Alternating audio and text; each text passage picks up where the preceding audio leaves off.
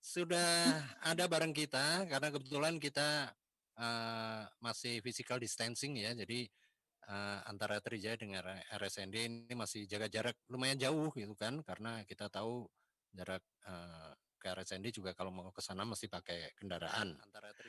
Ya, sudah hadir bersama kami dalam Trijaya Healthy Life ada Dr. Satrio Adi Wicaksono. Kita sapa beliau. Dr. Satrio, selamat sore. Selamat sore, Mas. Selamat Ya, sore. baik nih, dokter. Baik, alhamdulillah sehat. Jaga kesehatan semua. Betul. Ini saya tadi sempat kaget loh ini waktu saya lihat flyernya Trijaya ya. Ini kan Saya aja kaget kok, Mas.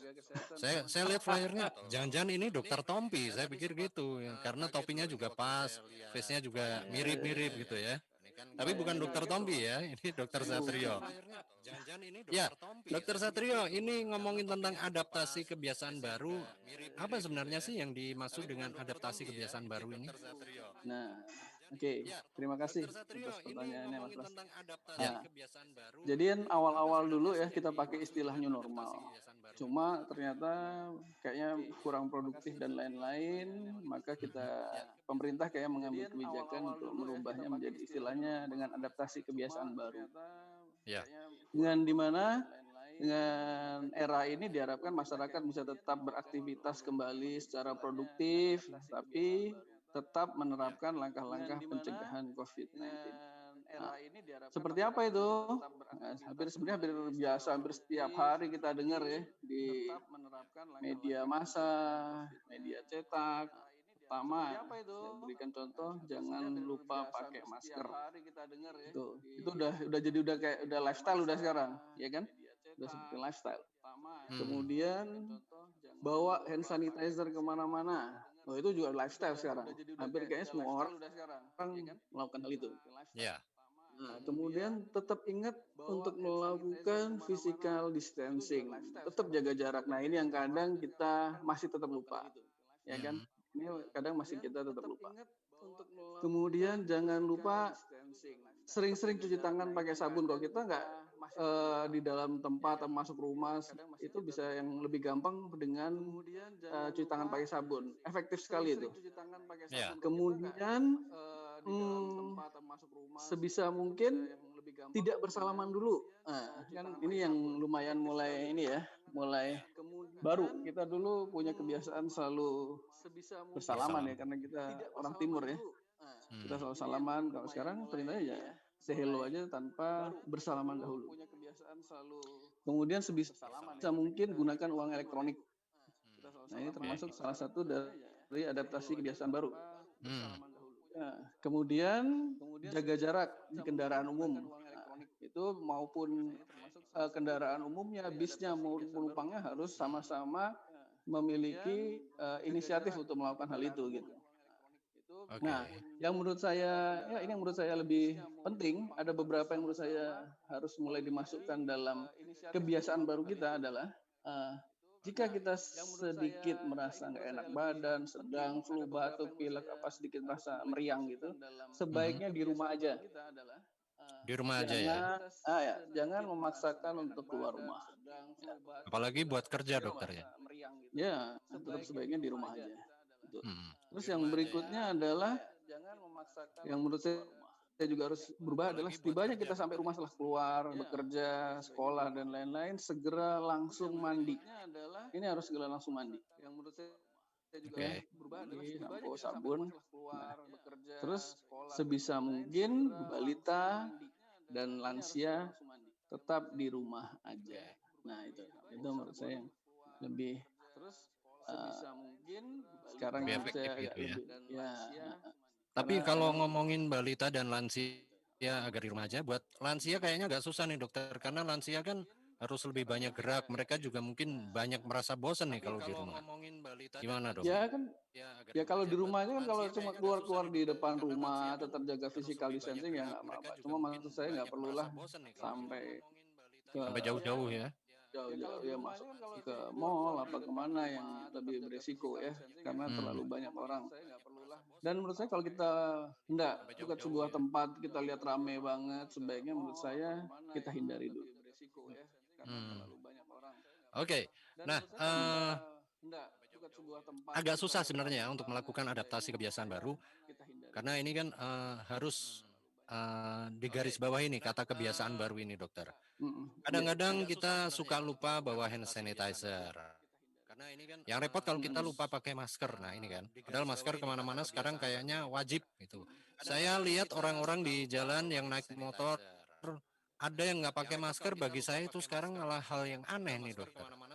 Ini untuk memunculkan kebiasaan ini gimana dong? Ya, nah, kalau menurut saya ya, apa yang dilakukan beberapa pemerintah menurut saya sudah tepat. Ada beberapa pemerintah daerah yang sudah memberlakukan uh, sedikit hukuman ya, hukuman-hukuman yang bisa membuat minimal orang itu jera gitu. Karena ini udah bukan uh, apa ya, anjuran lagi, tapi udah merupakan yang kita anggap seperti lifestyle, seperti kita udah kayak pakai baju aja gitu, masker itu sekarang. Jadi harus tetap dipakai. Dan kayaknya ada beberapa pemda-pemda itu sudah melakukan beberapa ini ya, hukuman buat orang-orang yang tidak menggunakan masker. Dan itu menurut saya bagus karena sehingga mau nggak mau sedikit dipaksa orang untuk pakai masker gitu. Ya. Harus dipaksa ya gitu. Berarti kalau misalnya ada semacam sanksi gitu, sah-sah saja ya, dokter ya? Kalau menurut saya sah-sah aja karena resikonya itu bisa resiko buat dia sendiri dan orang lain, itu yang bahaya. Secara nggak langsung sebenarnya kita melindungi dia juga kan, gitu. Iya. Oke. Baik. Nah, ini kebiasaan baru yang memang benar-benar harus dilakukan. Termasuk juga untuk minimal kita ini sering-sering cuci tangan. Kalau bisa mandi gitu ya, habis pergi. Misalnya kayak kita nih dokter, habis dari tempat kerja kita pulang ke rumah terus ya mau nggak mau harus itu mandi, itu menjadi suatu keharusan nih. Iya, sebenarnya bukan kalau bisa lagi ya, Mas Prase. Itu harus sudah. Jadi selesai keluar dari rumah, mau tempat kerja, tempat sekolah, tempat main, selesai saat tibanya di rumah ya harus segera langsung mandi. Ya. Apalagi kayak kalau saya sih karena kita dari rumah sakit, ya saya pasti langsung mandi karena kita berisiko sekali kan membawa itu ke rumah gitu. Jadi memang karena kita kebetulan di medis ya pasti kalau saya langsung mandi, dan itu sebenarnya bukan buat saya aja karena ini masuk ke adaptasi kebiasaan baru, ya harusnya semua orang yang keluar dari rumah sampai rumah harus langsung mandi. Jadi lebih baik gimana dokter? Apakah hanya kita yang di tempat-tempat yang berisiko aja yang kemudian langsung mandi? Harus enggak, semuanya ya? harus semua. Saya begitu ya karena mau nggak mau ya, karena kita gitu. Tapi orang lain juga harus mau nggak mau juga untuk melakukan itu karena ini kan udah sebuah kebiasaan baru. Betul. Ini udah kebiasaan baru ya, kayak kita pakai baju ya udah seperti itu, kebiasaan, sudah seperti kebiasaan baru. Nah, yang sekarang menjadi kebiasaan yang agak susah dihilangkan itu salaman nih, karena ini spontan aja kan, biasanya kita ketemu orang salaman gitu. Jadi kalau betul. Apalagi sama orang yang tua ya gitu ya. Benar. Saya juga mengalami itu sih. Ini agak susah dihilangkan nih dokter. Iya betul. Karena saya juga. Apakah masing-masing harus cuci tangan dulu, baru kemudian salaman, atau gimana enaknya? Ya sebenarnya kan ada beberapa salaman yang sempat dicontohkan ya, yang model baru ya, mau sikutnya kayak apa, mau ini bisa juga. Ya jadi bisa juga. Tapi menurut saya sih lebih seperti kita apa ya, sedekap, sama-sama sedekap itu aja udah cukup sih. Menurut saya malah bagus juga itu. Nah gini ya. Seperti ya betul gitu. Ya itu menurut saya bagus juga. Udah cukup mewakili lah ya. Udah cukup Iya. mewakili kayak begini, nggak perlu salaman ya. Sudah mewakili ya. Dan kayak kalau ke orang tua lebih pantas dibanding adu sikut gitu ya. Kalau menurut saya loh. Iya rasanya nggak enak juga. Tapi gimana kalau misalnya dari pihak lawan pun pengen adu sikut, kan kita mau nggak mau harus ikut menerima juga ikut adu sikut. Iya. Nggak, tetap kita sedekap aja kayak.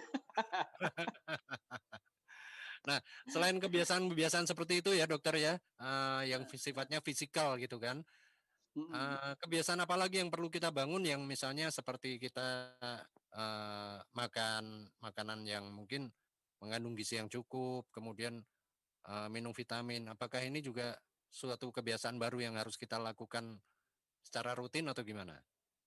Oh iya, jelas kalau itu, karena itu kan menambah daya tahan tubuh ya. Hmm. Mengkonsumsi makanan bergizi, istirahat yang cukup, stres itu juga luar biasa efeknya buat imunitas kita, daya tahan tubuh kita. Jadi mengelola stres itu juga penting dalam jadi bukan cuma makan bergizi aja, makan bergizi Ya. tapi kalau stresnya tinggi ya, wah itu menurunkan reaksi imunitasnya nanti, Nah, respon imunnya. berarti perlu piknik juga dong dokter. Padahal kalau Oh kita pulang ya, nggak boleh kan?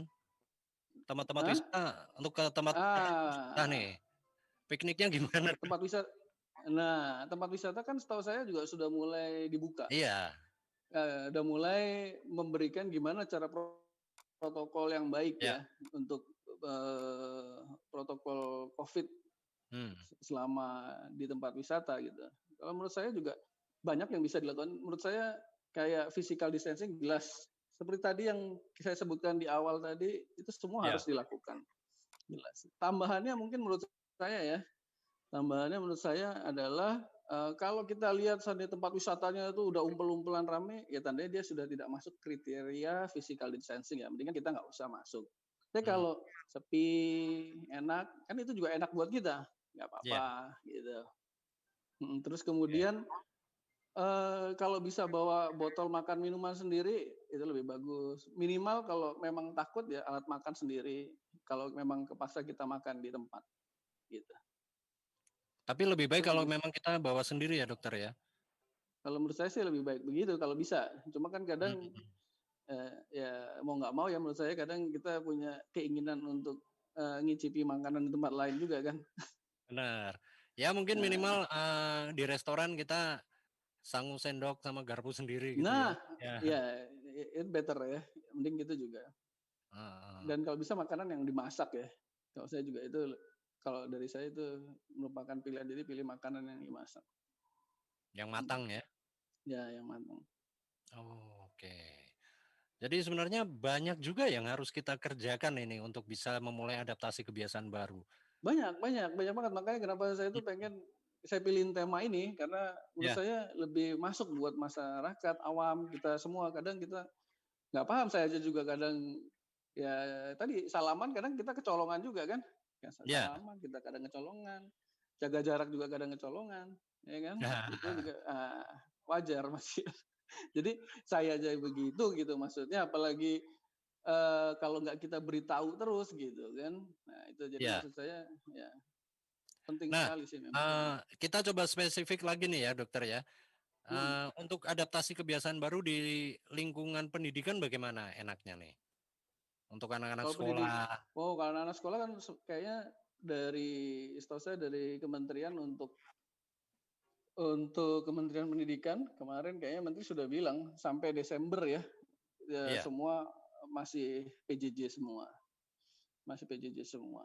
Dan saya rasa untuk anak-anak juga itu jauh lebih baik ya, karena hmm, mungkin kalau mahasiswa masih bisa kita atur gitu. Mahasiswa ya, mungkin masih bisa kita atur, jarak masih bisa diatur. Tapi kalau anak-anak, waduh, menurut saya jelas untuk tahu-tahu mereka salaman sama temennya, kejar-kejaran sama temennya, itu nggak bisa kita awasi setiap saat. benar. Nah, ini kan agak repot Mhm. nih, apalagi memakai masker ini kan suatu keharusan nih. Selama di lingkungan sekolah, saya dengar memang aturannya jangan sampai melepas masker. Iya, Nah, anak-anak kalau udah lari-larian, mereka ngos-ngosan pasti mau nggak mau masker dilepas nih dokter. iya, makanya saya rasa pilihan anak-anak sekolah untuk PJJ itu sudah tepat sekali memang, sudah Hmm, tepat. Cuma sekarang bagaimana kan keluhannya sebenarnya bukan PJJ ya rata-rata ya. ya, Rata-rata keluhannya kalau saya lihat itu orang tua adalah kuota. Nah, ini.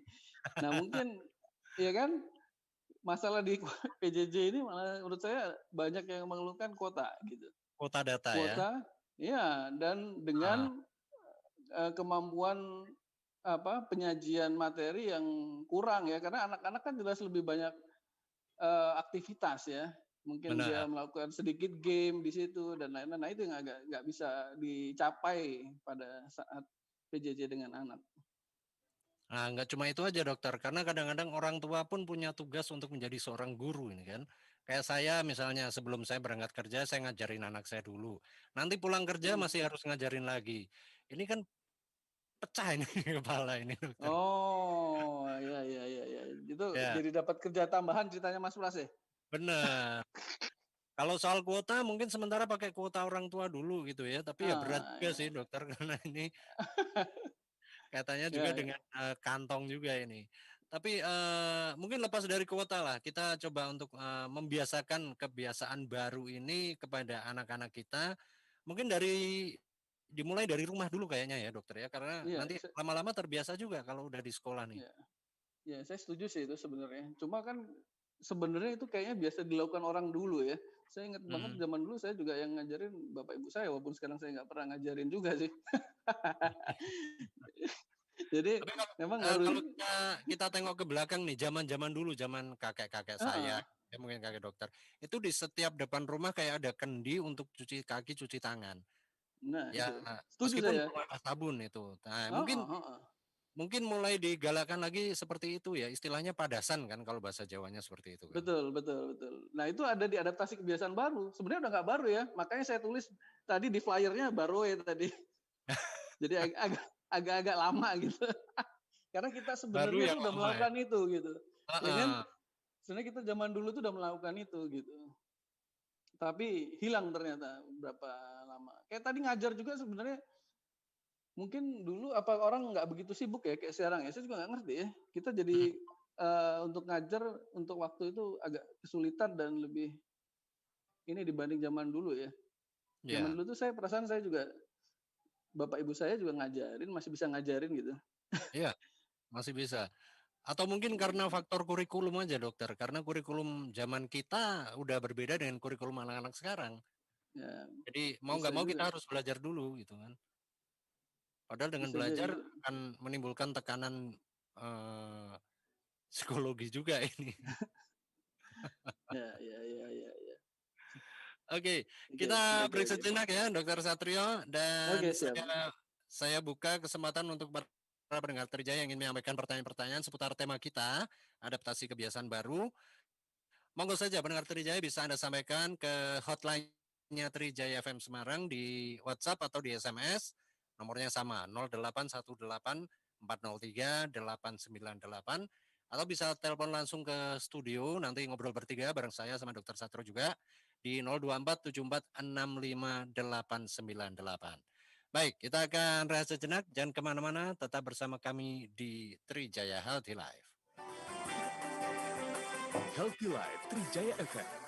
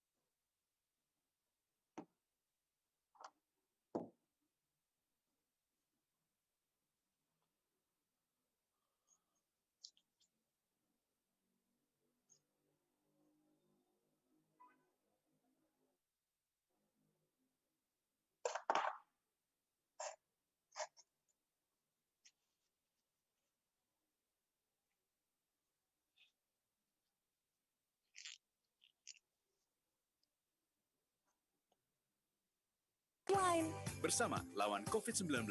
Pesan ini disampaikan oleh Balai Besar Pengawasan Obat dan Makanan di Semarang, Jalan Sukun Raya nomor 41A, Banyumanik, Semarang. Telepon 024 761 2324 atau WA di 0812 25 69 4252.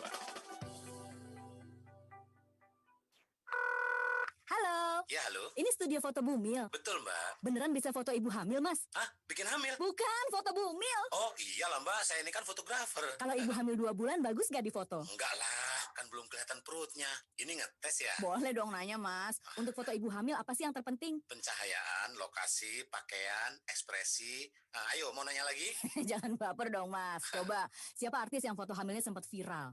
Titi Kemal, Devi Sandra. Betul-betul. Nah, saya pengen temanya kayak mereka ya. Oh, iya, ya. Nah, sekarang gantian saya nanya, Mbak. Hah? Mbak betulan hamil? Ya iyalah, Mas. Jangan baper dong, Mbak. Nah, kalau betulan hamil, tahu dong apa itu stunting? Stunting. Itu gaya foto ibu hamil.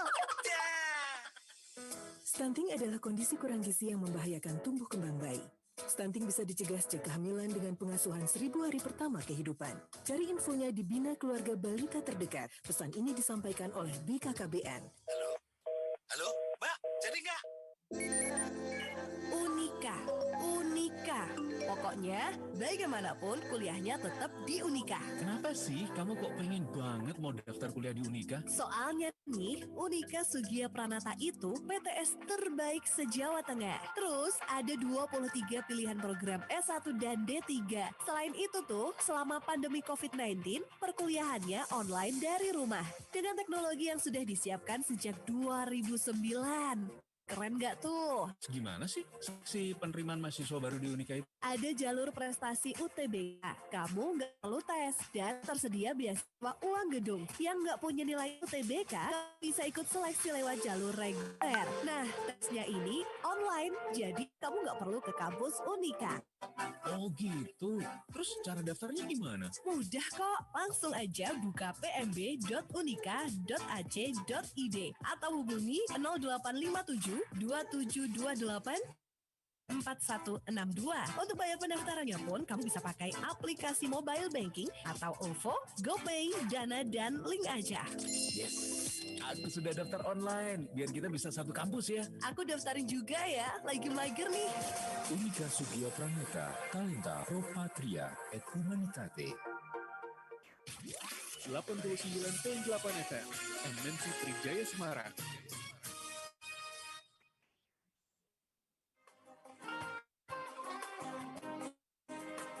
Healthy Trijaya FM bersama Rumah Sakit Nasional Diponegoro. Rumah Sakit Nasional Diponegoro dilengkapi dengan poliklinik, geraha rawat inap, polirehab medik dan laboratorium sentral. Rumah Sakit Nasional Diponegoro di Jalan Profesor Sudarto, Tembalang, Semarang.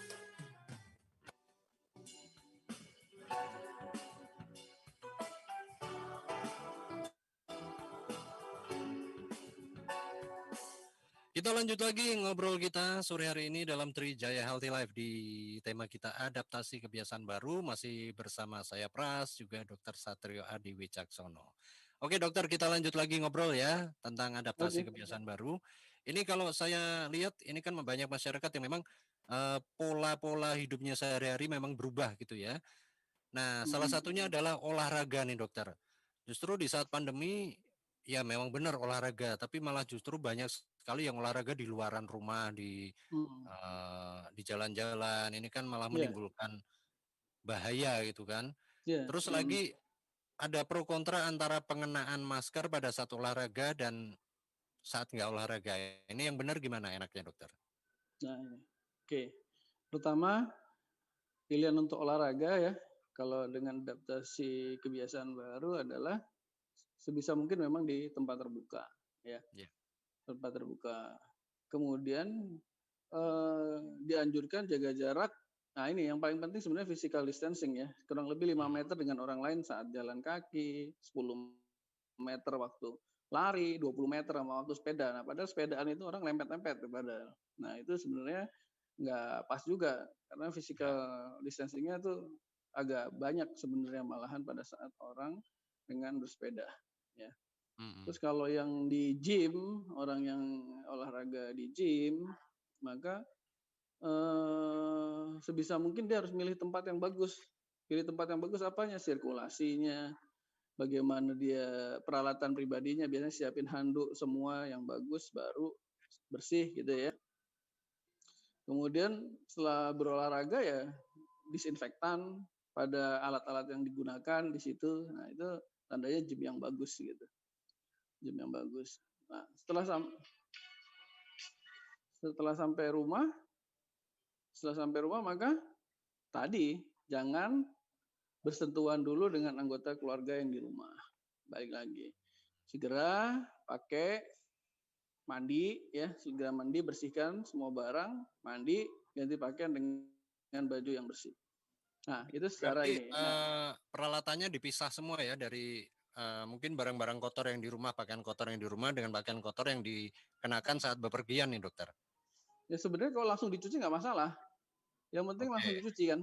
Kalau langsung dimasukin mesin cuci ya sama aja semua, nggak apa-apa.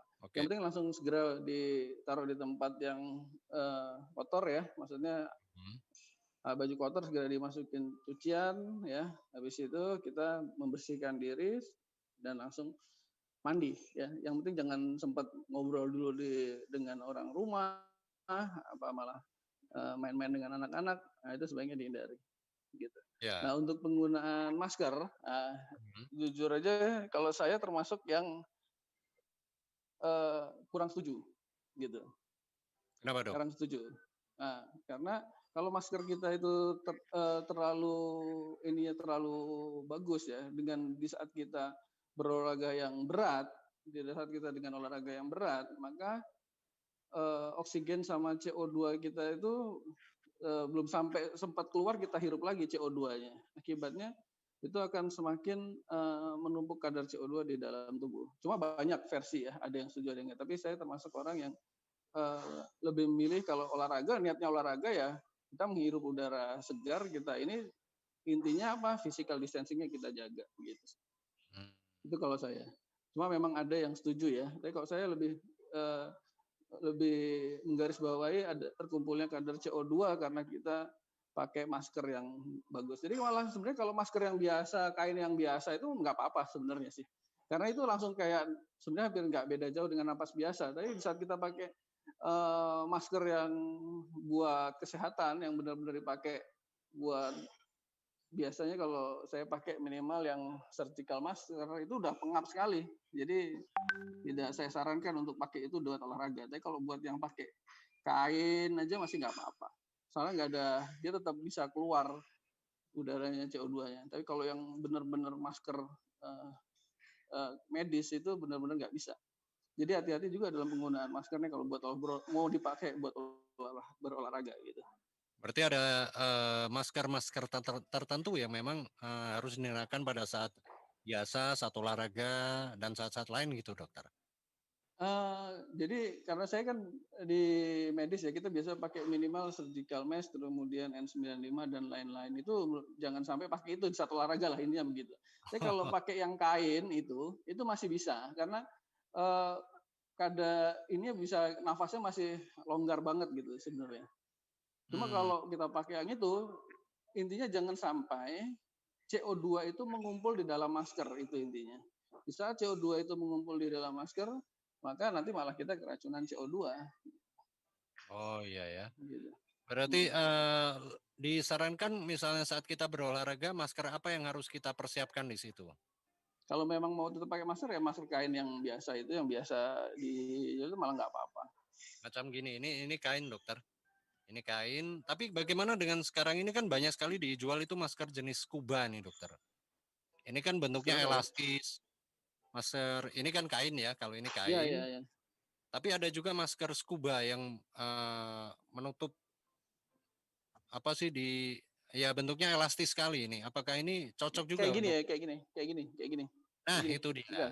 Ya, nggak apa-apa sih. Saya tadi pakai ini masih nggak apa-apa. Jadi maksudnya nafasnya masih biasa. Masih longgar lah, masih longgar. Ya, jadi jangan salah, tenaga medis itu pakai masker itu benar-benar berat, pakai masker medis itu karena sesek sekali, apalagi sampai yang udah pakai pakai buat di dinas di isolasi COVID itu dengan Hmm. pakaian lengkap itu. Waduh, itu benar-benar hebat deh yang kuat lama dengan pakaian itu. Iya benar ya. Hmm. Oke. Nah, saya mau tanya juga untuk masker jenis neck gaiter yang modelnya menutupi leher panjang nih dokter seperti ini. Mm-mm. Kan panjang. Jadi dari leher ke sini sampai separuh, menutupi melingkar gini. Nah, Apakah iya, iya. cocok juga dipakai? Karena kemarin saya baca jangan gunakan neck gaiter untuk gantikan masker. Nah, yang benar gimana nih? Masukan dari dokter. Kalau saya sih sebenarnya masker ini kan luarnya ini untuk nahan kotoran ya tujuannya, Ya. nahan kotoran. Nah, jadi di saat kita semakin luas lapangan kita ini, maka sebenarnya malah semakin banyak kotoran yang terpapar kan di dalam sini. Gitu. Lebih ke sana. Nah, di saat itu malah sebenarnya masker itu semakin banyak yang kotor. Jadi kalau kita mau lepas, mau mandi langsung, sebenarnya masker itu lebih bahaya tuh. Gimana cara Oh iya. melepasnya? Ya, gitu ya. Kan itu lebih lebar kan jatuhnya. Iya. Jatuhnya lebih lebar posisinya. Nah, itu. Jadi semakin banyak yang terpapar dia gitu. Jadi cara melepasnya juga nggak bisa asal melepas ya, karena bakal terbalik kehirup iya, kan. malah dia dibalik kan, dibalik malah yang kotor di luar malah dihirup masuk. Nah, itu. Jadi hati-hati ya sama cara melepasnya gitu juga. Benar. Mending gini aja, simple pakai ini langsung. Ya, paling sakit di kuping aja sih kalau kelamaan dipakai gitu. Ya. Benar. Nah, makanya harus cari yang pas. Cari yang pas, benar. Nah, bicara soal masker, kira-kira untuk istilahnya perawatan masker sendiri, dokter, apakah setiap berapa jam sekali harus kita ganti masker? Apakah dalam sehari sekali atau berapa jam sekali? Oh, kalau ini saya kalau masker kayak yang biasa ini sih saya setiap keluar nggak apa-apa, ganti sehari ganti yang lain. Saya punya dua sih. Ganti cuci pakai, nanti yang cuci ganti pakai gitu. Cuma kalau masker yang medis itu lain lagi nanti ceritanya.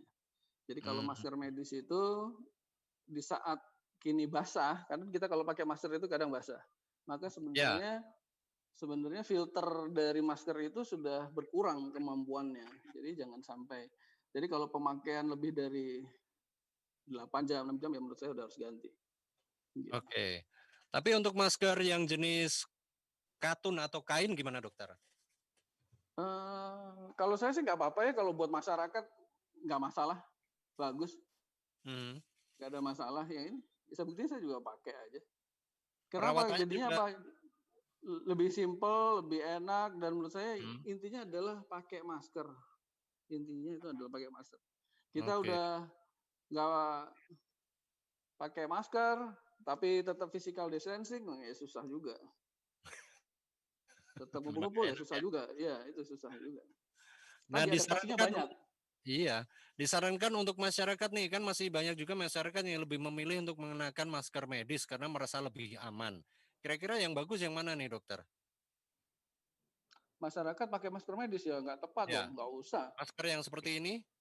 Ya, kalau menurut saya sih nggak tepat deh, nggak usah lah, nggak perlu. Kenapa? Yang pertama nanti orang medisnya kehabisan, ya nggak?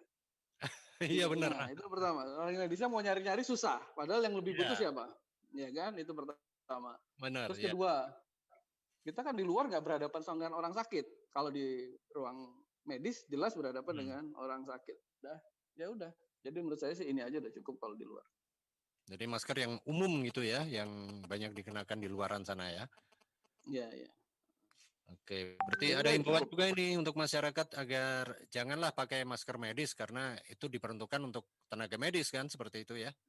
Iya, betul. Akibatnya apa? Akibatnya masyarakat tenaga medis nanti di saat membutuhkan malah kehabisan, kan malah repot. Yang pasti harganya jadi mahal. Nah, itu dia. Kan, ya kan, harganya dijaga mahal terus. Padahal kalau kita beli kayak yang dokter punya, yang saya punya seperti ini, kan nggak nyampe 10.000, 5.000, 8.000 udah jangkau kan? Iya, betul. 5.000, 7.000 udah dapat. Iya. Nah, kembali lagi ke penggunaan masker saat olahraga ya dokter ya. Saya pengen tahu juga ini kalau misalnya, tadi kan kita ngomong soal lari nih, kalau bersepeda gimana dok? Sama juga. Sama kan, sepeda.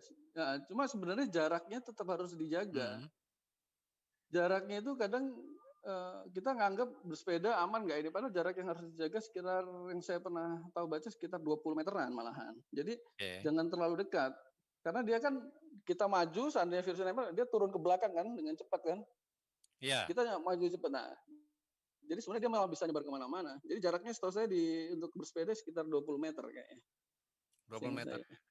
Tapi kalau misalnya jalannya nanjak dokter, ini kan pesepeda sendiri pasti ngos-ngosan juga. Apakah lebih baik masker tetap dipakai atau dilepas dulu nih? Loh, kalau saya kan tadi udah bilang, olahraga kalau saya termasuk yang nggak cocok kalau sepeda pakai masker. Ya, intinya kalau berolahraga, kalau niat olahraga ya physical distancing ya dijaga. Kalau mau pakai masker, ya olahraga yang ringan aja. Termasuk pada saat kita beristirahat dari olahraga, kita pakai lagi gitu ya? Nah, itu ya. Kan itu kita mau ngobrol-ngobrol kan sama teman kan, itu ya, itu harus pakai masker. Tapi sekali lagi physical distancing ini harus menjadi perhatian juga. Jangan terus ngobrol, makan bareng-bareng, dempet-dempetan. Yang sering itu sepedaan rame-rame, dempet-dempetan sebenarnya. Kayaknya sering ya. Iya sering saya lihat sih kalau kadang-kadang keluar gitu. Habis itu ngumpul malah sepedaan. Padahal ceritanya kan rame-rame ya. Padahal malah harusnya jaraknya dijaga. Tetap dijaga jaraknya, jangan terlalu dekat. Jangan terlalu dekat. Nah ini harus menjadi perhatian dari para pendengar Trijaya. Ya, sekaligus saya informasikan untuk pendengar Trijaya, mungkin Anda yang menyimak Trijaya Healthy Life sore hari ini, Anda bisa juga saksikan siaran kami di channel YouTube-nya Trijaya Semarang. Tinggal search saja MNC Trijaya FM Semarang. Di situ bisa Anda saksikan Dr. Satrio Adi Wicaksono. Jangan nonton saya ya, nonton dokter aja, karena saya ini hanya pelengkap penderita aja pendengar Trijaya. Oke, kita lanjut lagi ngobrol soal adaptasi kebiasaan baru. Di lingkungan medis, lingkungan apa yang berkaitan dengan kesehatan sudah pasti kebiasaan baru ini menjadi suatu kewajiban ya, Dokter Satrio ya. Lalu gimana di lingkungan kerja, lingkungan baik itu swasta maupun pemerintah? Apa menjadi kewajiban juga? Oh ya jelas dong. Ini kan udah adaptasi kebiasaan baru. Ini bukan kita cuma ngomong personal, tapi di dalam kantor pun antar personal udah jelas ini, ya kan? Udah jelas harus diatur di dalam kerja. Makanya kadang tuh ada beberapa kantor yang sudah bagus ya. Jadi digilir, yang ada yang work from home, tapi ada yang datang, ya ada yang kerja digilir 2 minggu sekali, apa seminggu sekali. Jadi nggak semua orang datang, jadi mengurangi kepadatan di dalam ruang kerja. Gitu.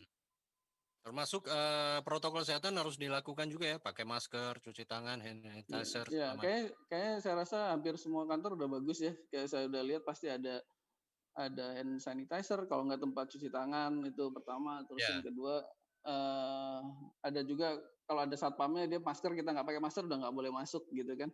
Udah kayak gitu. Udah bener sih, bagus. Perlu pakai ini juga, sediakan termogan juga agar ya nggak apa-apa, itu kan semua lebih kayak screening ya. Kalau screening ya, screening nggak masalah. Jadi misalnya ada karyawan yang mungkin sakit, kemudian suhu tubuhnya naik 38, diusir aja, suruh pulang gitu kan. Itu kan saya bilang tadi, yang pertama tadi saya bilang apa? Adaptasi kebiasaan barunya apa yang paling baru? Kalau kita udah merasa nggak enak badan, sakit, ya, panas, mendingan di rumah aja, Dan saya rasa kantor pun nggak bakal bilang saya demam nih Pak gitu, dibiarin tetap masuk ya. Saya rasa juga nggak manusiawi dan lebih beresiko kan, gitu. Baik.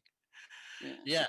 Berarti ini suatu kebiasaan baru yang sekarang ini harus menjadi kewajiban, nggak cuma di lingkungan kerja, di lingkungan pendidikan, tapi juga terutama di rumah ya dokter ya.